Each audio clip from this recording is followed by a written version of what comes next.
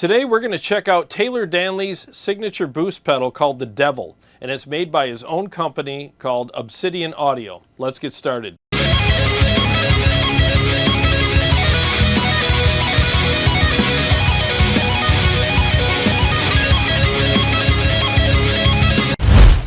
Well, I hope you guys are all doing good today. I know I am, because I love checking out boost pedals. It's one of my favorite pedals to demo because they're freaking awesome. They make every amp sound better.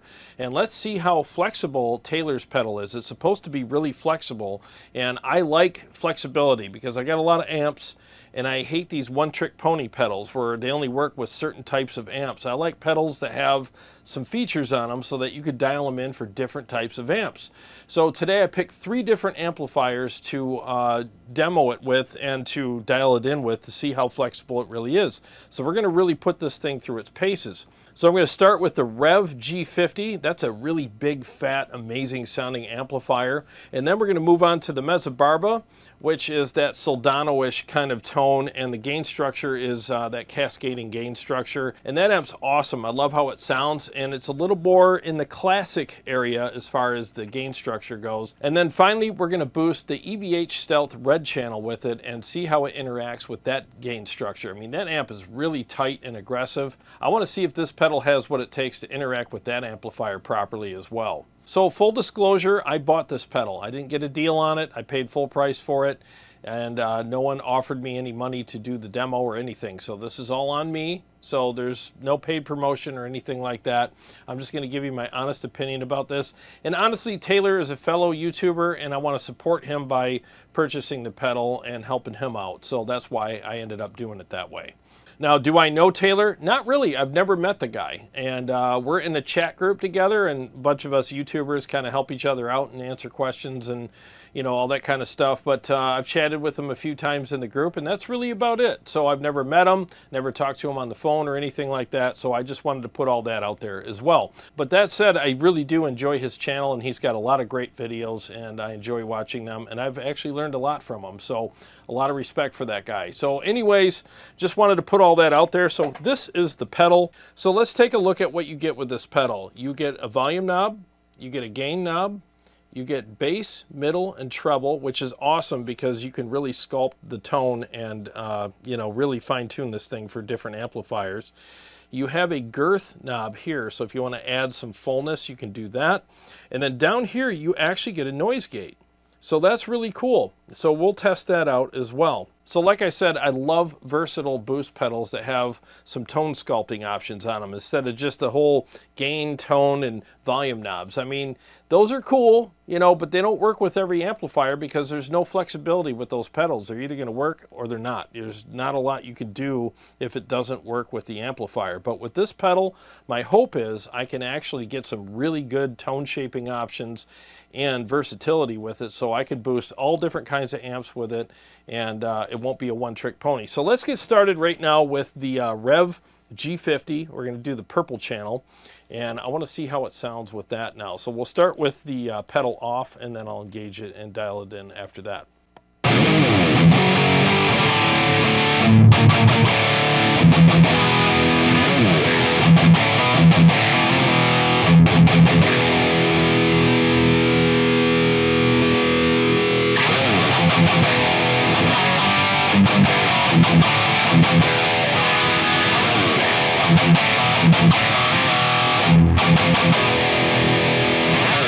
Okay, it definitely adds some nastiness to the amp. I mean, it wakes it up and makes it pretty gnarly. So let's dial in the tone stack on the pedal now and fine tune it for this amplifier, because I'm looking for a little more low end and a little more fullness. Let's see if we can get that out of the pedal now.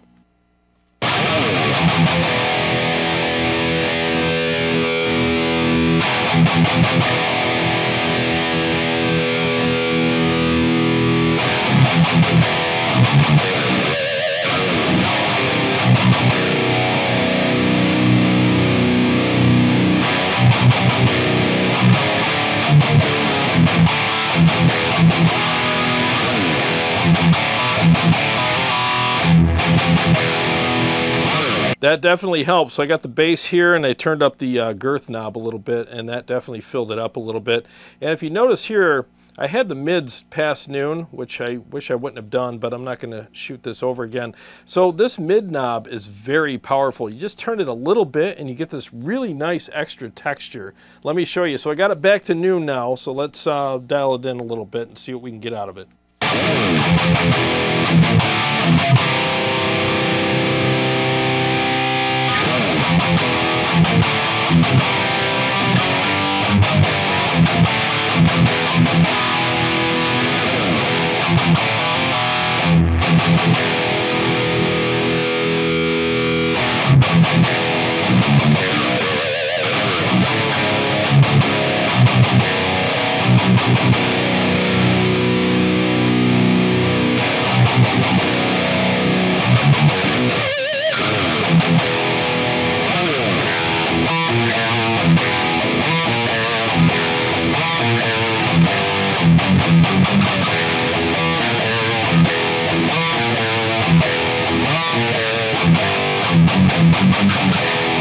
Dude, that's freaking money. Oh my God, that sounds really good. I'm telling you guys, that mid knob is really powerful. It adds that really nice scrapey texture that I love so much. And just a really nice bit of bite and texture. You know, it really sounds amazing. Now, I have the fat knob off on the amplifier, and I think it's pretty damn full right now. But let me engage the fat knob on it, and let's reconfigure some things if needed and just get a little more fullness and chewiness out of the amp and the pedal combination.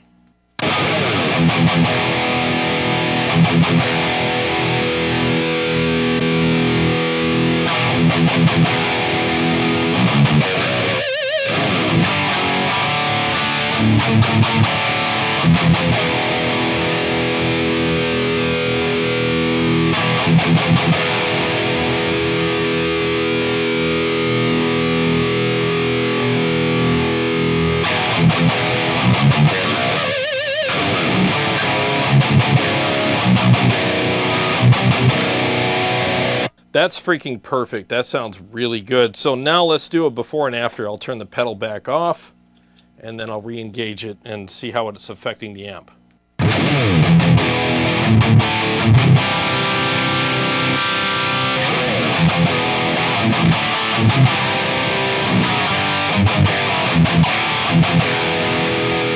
I could do that all day. That sounds freaking amazing. Now, the other thing that I noticed too is, let me turn this off real quick.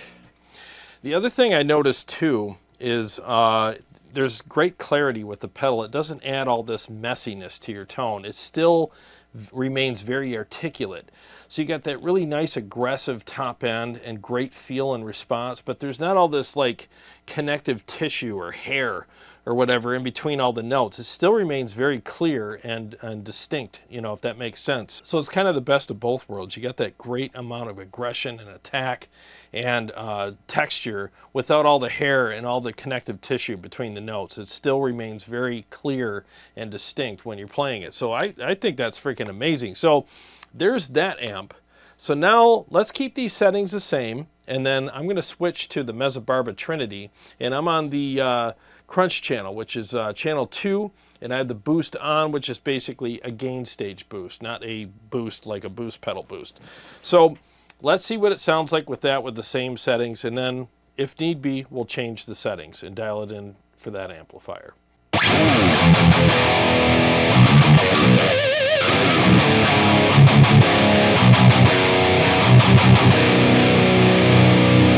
That sounds great.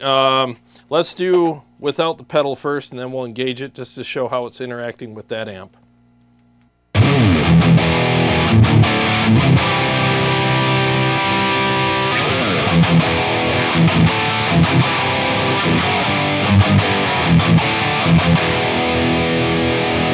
That also sounds really good. So let's just fine tune it. I want a little more something. I don't know what I want, but let's find out what I want and how I'm going to get it.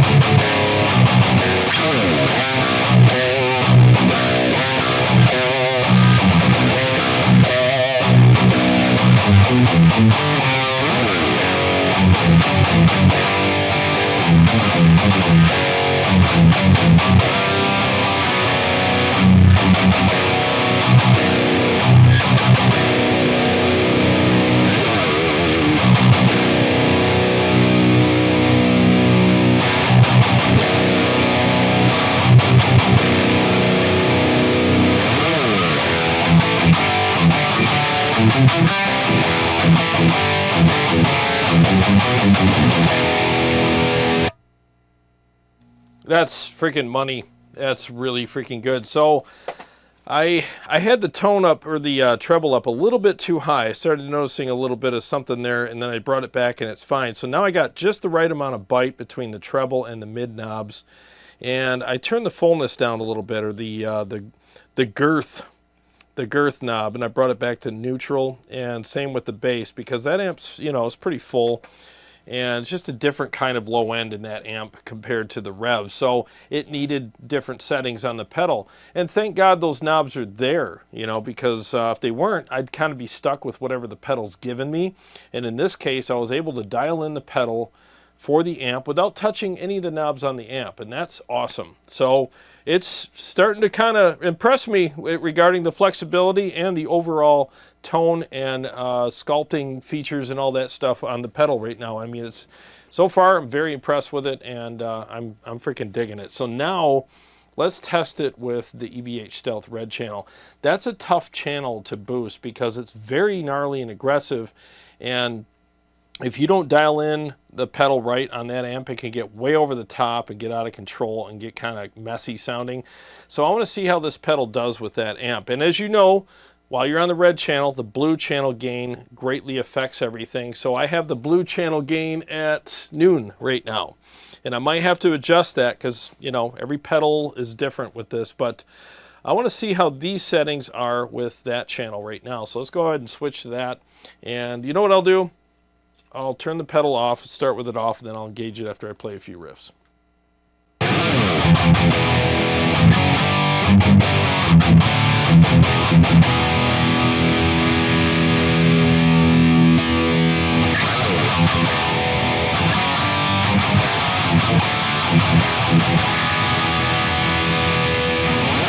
All right, so right now, way too much, very cocked wah and weird sounding. So let's see if we can fix that with the knobs on the pedal.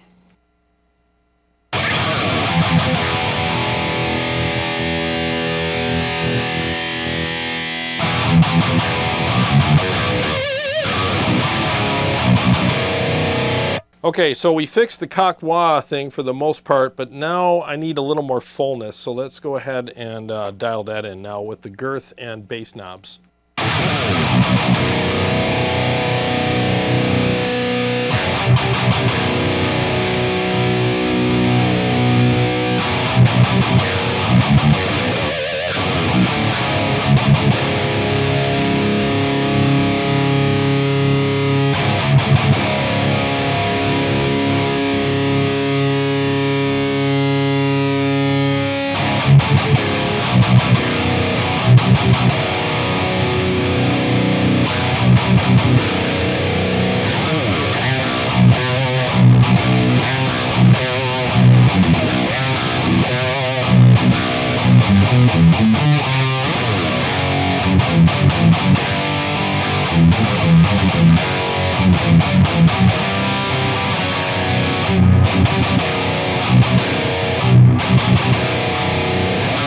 Yeah, I'm impressed, man. This is a tough amp to boost because, like I said, it can get out of control pretty quick, especially with that raspiness that it has on the top end.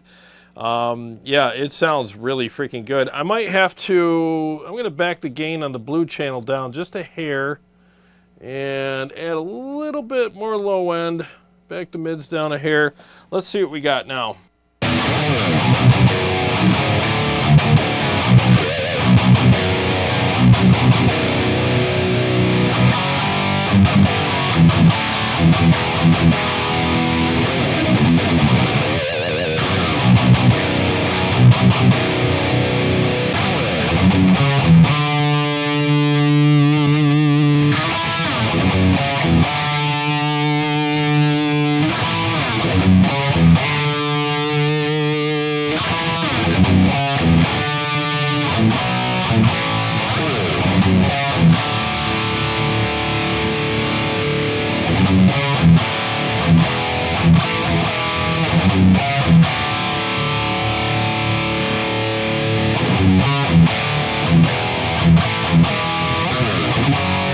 Yeah, that sounds really good. So with the EVH Stealth, I always expect to make a few adjustments on the amp no matter what boost pedal I use, because that is a tricky amp to boost, and this pedal works really well with it. It sounds great. I could, you know, I could perform or record with this setting right now on the pedal. So if you have a pretty gnarly amp, I mean, this is, you know, these are the settings you can try.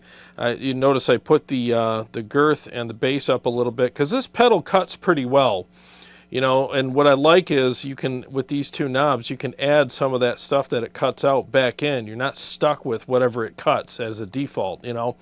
So that's really cool. And because this amp is so raspy and nasty, I just took the mids and the treble back down to neutral because I don't need them. The amp's got enough of that craziness on the top end and the high mids anyway. So I really think that this this pedal is, you know, everything that he's saying it is. I mean, it's very flexible and it sounds awesome, and the feel is really good as well. So let's do a quick test on the gate. Let's see how well the gate works. Now, I'm gating the amplifier right now with the Rev G8, which is a 4-cable method gate. So when I turn that off, whatever noises I get out of the amp, I'm going to get out of them, and I want to see what this cuts as far as the gate is concerned. Now, remember, it's not a 4-cable method gate on this pedal, so it's not going to be cutting some of the stuff that's in the power section, but it will be cutting the preamp stuff as far as what's going into the front of the amplifier. So let's just see how effective this is. So I'm going to switch back to the pedal now, and as I turn the gate up, you'll see how effective it is. So right now, the Rev G8 will be off right now.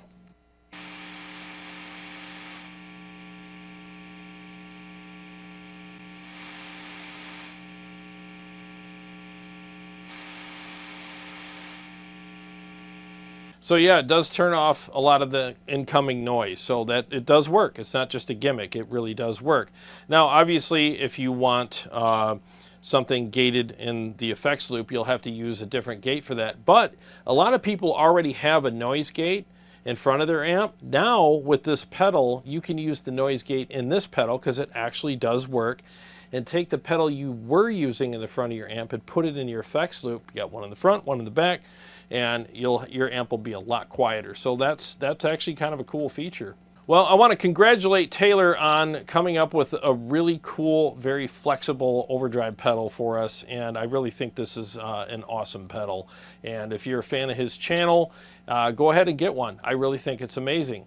So this kind of brings me to a question that people have asked from time to time, either myself or I've heard it talked about in circles, like, should YouTubers come up with their own signature gear? And the answer is yes, absolutely we should, because who better to do it than us? I mean, we're constantly testing gear and doing shootouts and, you know, tweaking stuff and doing reviews and demos and critiques and all kinds of stuff with all this stuff. And we're always talking to gear manufacturers, whether it's on the phone or at NAMM or Facebook Messenger, email, like whatever, you know. I mean, we're constantly working with these guys and picking their brains, and they're picking our brains too, and we're shooting ideas back and forth. And I really think that YouTubers are one of the best people to come up with signature gear, because we're always thinking about this stuff and we're always comparing and wishing something had this, or wish it wasn't like that, or whatever. And I'm not trying to, you know, I'm a YouTuber, so I'm not trying to pat myself on the back or, you know, whatever. But I honestly think that, yeah, we should be doing this more, because who better to do it than us? I mean, like I said, for all the reasons that I already mentioned, you know, I don't want to go over it all again. So yeah, I'm sure Taylor came up with this pedal based on all of the things that he's demoed and liked and didn't like and wished it was this way or that way or whatever, and all of his conversations with people over the years and all of his experience with all that stuff has helped him come to this. I mean, yeah, I'm sure he plays out. Yeah, I don't know if he's in a band or not, but I'm sure he was at a certain time, or maybe still is, I don't know. But I'm sure that experience is also coming in handy with this. But I'm telling you, man, YouTubers, we're constantly tweaking gear and checking out stuff. And Yeah, I think it's cool that we're starting to come out with our own signature gear based on our experience. You know, I mean, I think this is a freaking killer idea. And hopefully someday down the road, I'll be able to come up with something like that for myself too, because man, do I have a wish list. And it would be nice to see how something I came up with performed in the marketplace as well. I'm just really curious about that. But anyways, congratulations, Taylor, for coming up with this. I mean, it freaking sounds great. You did a great job designing the pedal and adding all the features in it. And I could tell a lot of thought was put into it. And it's well made. And it's a freaking kick-ass pedal. And I'm looking forward to using that on my pedal board in future videos. Well, guys, I hope you enjoyed the video and got something out of it. I'll go ahead and put a link to Taylor's store where you can get this pedal for yourself, Obsidian Audio. That'll be in the description of this video. And I hope you guys like it as much as I did. And to everyone who's been purchasing my Quad Cortex, Tonex, NAMM, and KEMPER preset and profile packs on my website, I really appreciate you guys. Thank you so much. And I'm glad you're enjoying all the presets and captures. That really means a lot to me. And if you're interested in getting some awesome metal presets or captures for any one of your digital platforms, click the link below and go to my website and shop to your heart's content. I would really appreciate that. To all my Patreon supporters and subscribers, thank you guys so much. I really appreciate you guys. And if you're new to the channel and you like what I do here, feel free to subscribe and click the bell so that you don't miss upcoming episodes or live streams. I got a lot more stuff coming up for you guys, and I'll see you on the next one.